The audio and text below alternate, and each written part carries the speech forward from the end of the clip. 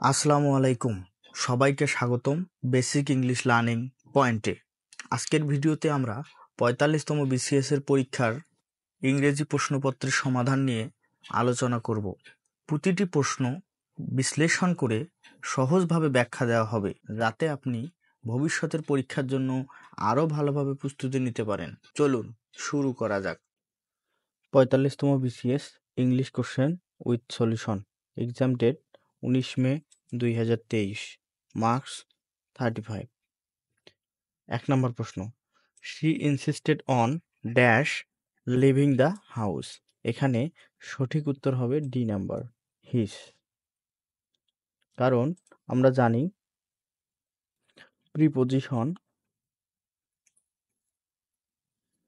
Preposition plus প্রোনাউনের possessive form plus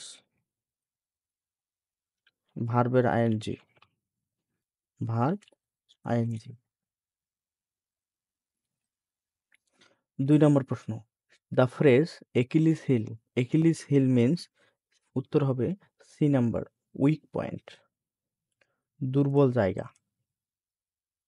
3 নম্বর প্রশ্ন, he does not adhere dash any principle. He does not adhere dash any principal.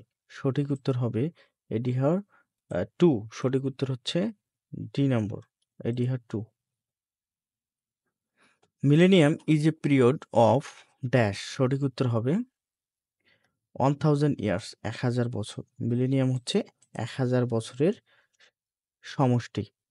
5 নম্বর প্রশ্ন, identify the passive form of the following sentence. Who has broken this job. সঠিক উত্তর হবে A নাম্বারটা, by whom has this job been broken.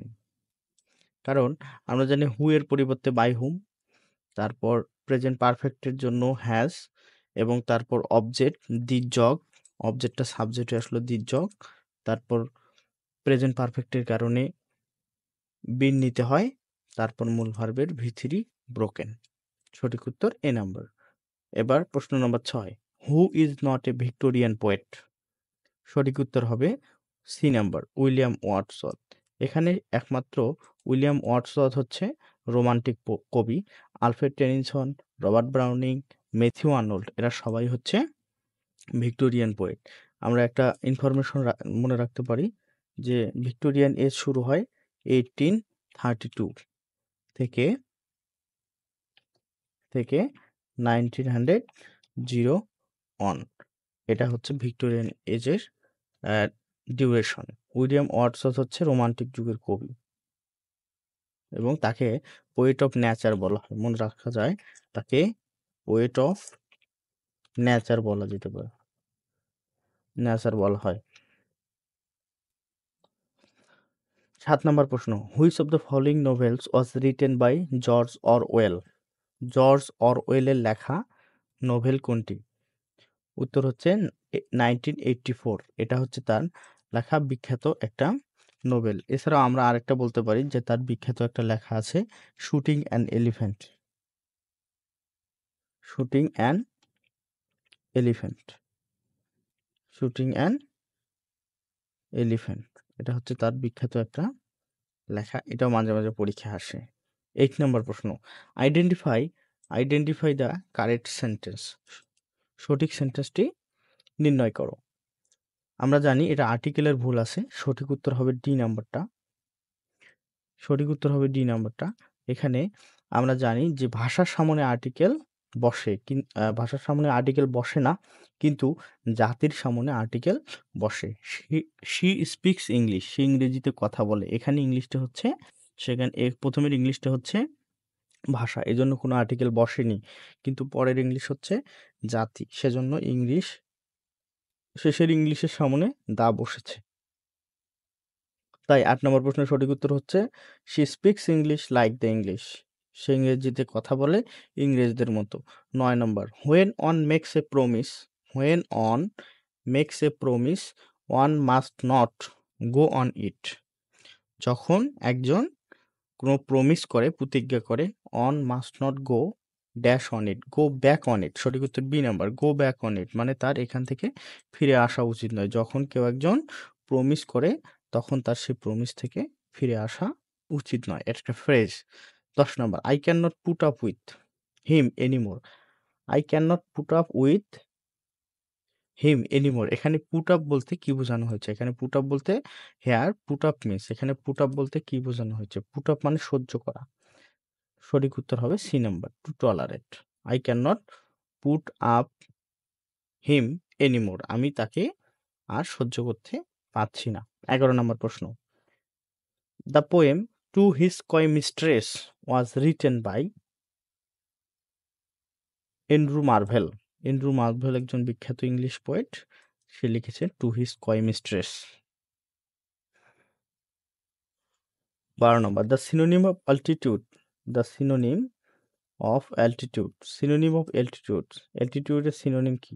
Altitude মানে হচ্ছে উচ্চতা, তার মানে সিনোনিম হচ্ছে এ নাম্বার। সঠিক উত্তর হাইট।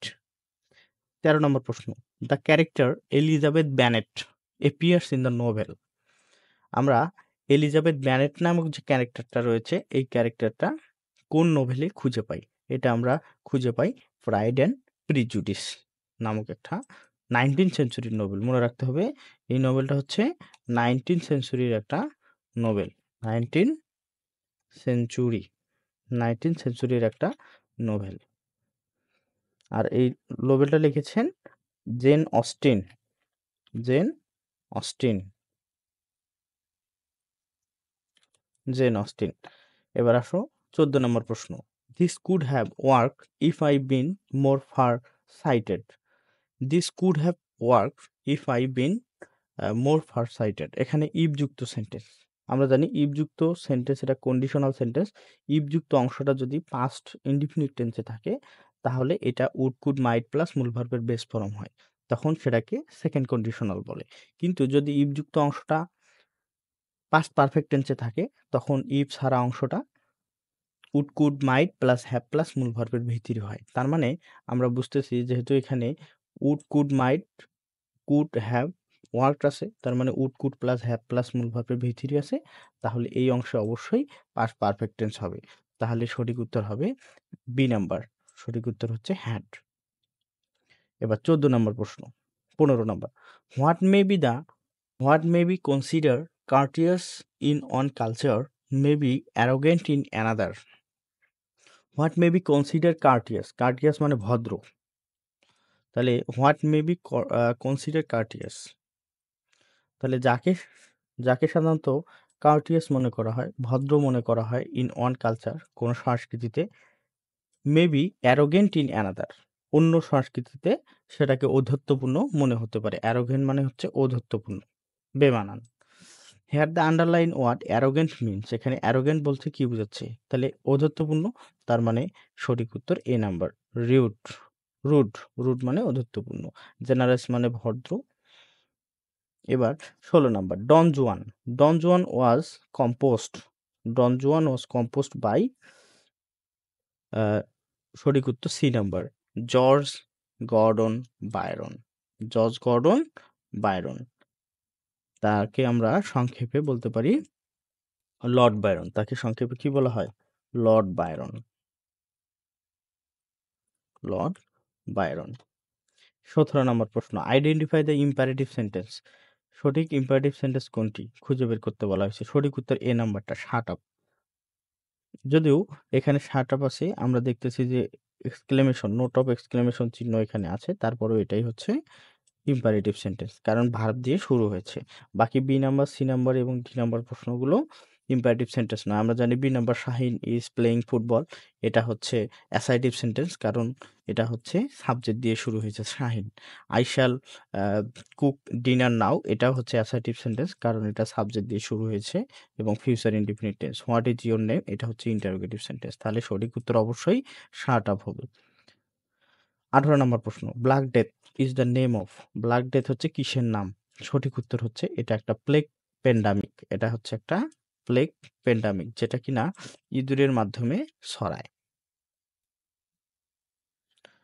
19 নম্বর, Ulysses is a poem written by S T Coleridge. Ulysses হচ্ছে একটা কবিতা যেটা কিনা এস.টি. কোলেরিজ লিখেছেন। 20 নম্বর, who wrote the poem Ozymandias? Ozymandias কবিতাটা লিখেছেন পি.বি. শেলি। সঠিক উত্তর সি নাম্বার। সঠিক উত্তর হচ্ছে C number, P B. Shelley. Percy Bysshe Shelley যাকে বলা হয়, পার্সি বিশি শেলি, সংক্ষেপে পি.বি. শেলি। 21 নম্বর, Clym Yeobright is the protagonist of the novel. এটা সঠিক উত্তর হচ্ছে D number, the return of the native. The return of the native. 22 নম্বর, the train is running dash 40 miles an hour. The train is running dash 40 miles an hour. সঠিক উত্তর হচ্ছে C number, at. আমরা জানি নির্দিষ্ট দূরত্ব বুঝালে preposition হিসেবে at বসে, তাই সঠিক উত্তর at. The train is running at 40 miles an hour. 1 ঘন্টায় ট্রেন 40 মাইল গতিতে যেতে পারে।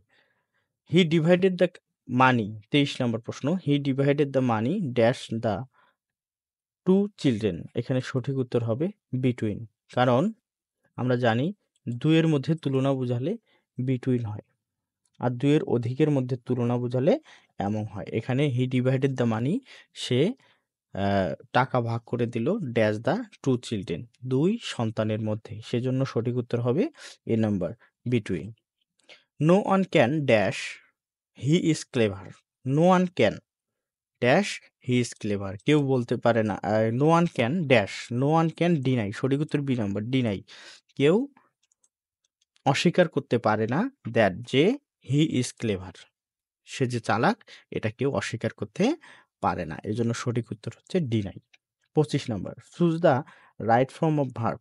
The boy dash on the floor yesterday.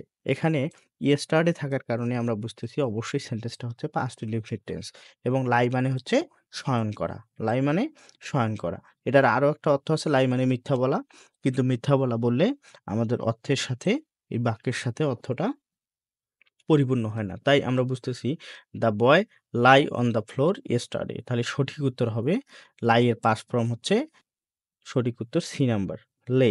লাই এর পাস্ট ফর্ম হচ্ছে লে। লাই মানে যখন শয়ন করা, তখন তার পাস্ট ফর্ম হচ্ছে লে, এবং পাস্ট পার্টিসিপল ফর্ম হচ্ছে লে। তাহলে আমরা বলতে পারি লাই, লে, লে।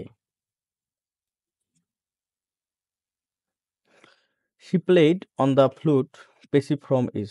26 নম্বর প্রশ্ন, she played on the flute, passive form is, এটার সঠিক passive form কি? তাহলে দ্য ফ্লুট সাবজেক্ট হিসেবে চলে আসবে, এ নাম্বার সঠিক উত্তর, দ্য ফ্লুট সাবজেক্ট হিসেবে চলে আসলো। পাস্ট ইনডিফিনিট টেন্সের কারণে এখানে ওয়াজ হলো মূল ভার্বের ভিত্তি, প্লেড বাই যুগে শির অবজেক্টিভ ফর্ম হার। সঠিক উত্তর এ নাম্বার। এখানে অনেকে ভাবতে পারে যে ওয়ান প্রিপোজিশনটা থাকবে, কিন্তু না, প্লেড অনের পরে প্রিপোজিশনটা থাকলে মিনিং আলাদা হয়ে যায়, তাই সঠিক উত্তর হচ্ছে 26-এর A number. 27, antonym of adieu. Adieu মানে বিদায় জানানো, তাহলে বিদায় জানানোর অ্যান্টোনিম কি? তার মানে অবশ্যই সঠিক উত্তর হচ্ছে C number. C number hello. Hello মানে হচ্ছে স্বাগত জানানোর সময় আমরা এটা বলি। তাহলে ফেয়ারওয়েল বিদায় জানানো, গুড বয় বিদায় জানানো, ভ্যালিডিকশনও হচ্ছে বিদায় জানানোতে বসে। এডু এর অ্যান্টোনিম হচ্ছে সঠিক উত্তর সি নাম্বার, হ্যালো। 28 নম্বর প্রশ্ন, ওয়াক ফাস্ট, দ্রুত দৌড়াও, লেস্ট, যদি না দৌড়াও, you should miss the train. You should miss the train, this is a dash sentence. এটা কোন ধরনের সেন্টেন্স? আমরা জানি দুই পাশে দুইটা ক্লোজ আছে এবং সেটা যুক্ত হয়েছে লেস্ট দিয়ে। আমরা জানি লেস্ট হচ্ছে সাবঅর্ডিনেট কনজাংশন, সুতরাং সঠিক উত্তর হচ্ছে C number, C number, complex sentence. আমরা জানি দুইটা ক্লোজ যদি সাবঅর্ডিনেট কনজাংশন দ্বারা যুক্ত হয় সেটা হচ্ছে কমপ্লেক্স সেন্টেন্স। 29 নম্বর প্রশ্ন, a number of singer is a church is called dash. তাহলে এ নাম্বার অফ সিঙ্গার, অনেকগুলো সিঙ্গারের হচ্ছে একটা সমষ্টি। চার্চের যে সিঙ্গার আছে, চার্চ মানে গির্জা, গির্জায় সিঙ্গারের সমষ্টিকে চয়ার বলা হয়, CHOIR, এটা মুখস্থ রাখতে হবে। 30 নম্বর প্রশ্ন, put the right word in the blank. সঠিক উত্তর বসিয়ে শূন্যস্থান পূরণ করতে হবে। He reached the dash of his literary career. সে তার লিটারেরি কেরিয়ার, সাহিত্যের কেরিয়ারের একদম চরম যে চূড়া রয়েছে সেখানে পৌঁছে গিয়েছে। এই একমি মানে হচ্ছে চূড়া, ACHE, ACME, একমি। সঠিক উত্তর হচ্ছে বি নাম্বারটা। He reach the acme of his literary career. সে তার সাহিত্যের ইতিহাসে বা সাহিত্যের কেরিয়ারে একদম চরম শিখরে পৌঁছে গেছে। 31, 31 নম্বর প্রশ্ন। Anger may be compare dash fire. অ্যাঙ্গারকে সাধারণত কিসের সাথে তুলনা করা হয়? ফায়ারের সাথে তুলনা করা হয়। সঠিক উত্তর হবে 2 নাম্বার। কম্পেয়ার টু মানে হচ্ছে তুলনা করা। কম্পেয়ার টু মানে হচ্ছে তুলনা করা। Anger may be compare to fire. রাগকে আগুনের সাথে তুলনা করা হয়। 32 number. Choose the correct sentence. সঠিক সেন্টেন্স নির্ধারণ করো। সঠিক উত্তর হবে A number. He discussed the matter. এখানে আমরা সঠিক মনে রাখবো ডিসকাস্টের পরে কোনো ধরনের প্রিপোজিশন বসে না।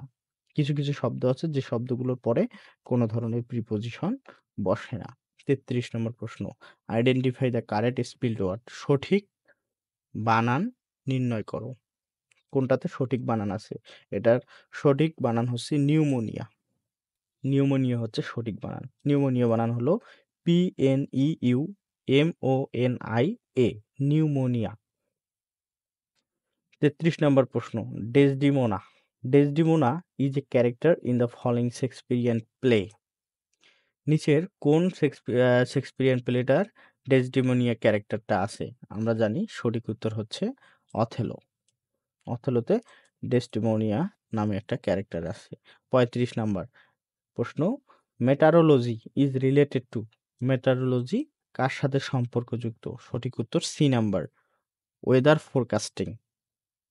এটা হচ্ছে ওয়েদার ফোরকাস্টিং, আবহাওয়ার সাথে সম্পর্কিত মেটারোলজি। ভিডিওটি দেখার জন্য, যদি ভিডিওটি ভালো লেগে থাকে তাহলে লাইক, কমেন্ট এবং শেয়ার করতে ভুলবেন না। এমন আরও বিসিএস ইংরেজি প্রশ্নের সমাধান এবং ইংরেজি শেখার সহজ উপায় জানতে আমাদের চ্যানেল সাবস্ক্রাইব করো। শিখতে থাকো, সামনে এগিয়ে যাও।